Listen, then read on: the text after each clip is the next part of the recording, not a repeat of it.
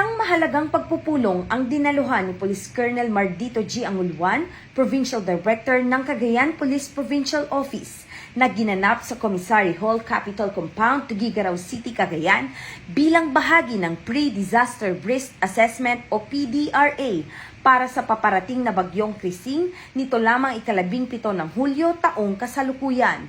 Nagtipon-tipon sa nasabing pagpupulong ang mga kinatawan ng iba't ibang ahensya ng gobyerno kasama na ang mga opisyal mula sa lokal na pamahalaan at mga kinatawan ng iba't ibang mga barangay. Ang PDRA ay isang mahalagang hakbang upang matiyak ang kaligtasan at kapakanan ng mga mamamayan sa lalawigan.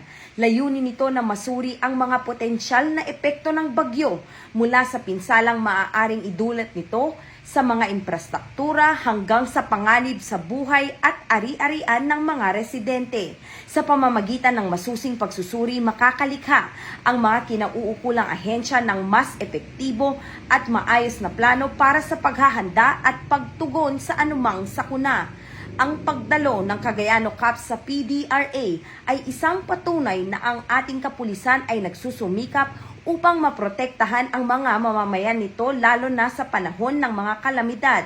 Ito ay isang hakbang tungo sa isang ligtas at maunlad na Cagayan.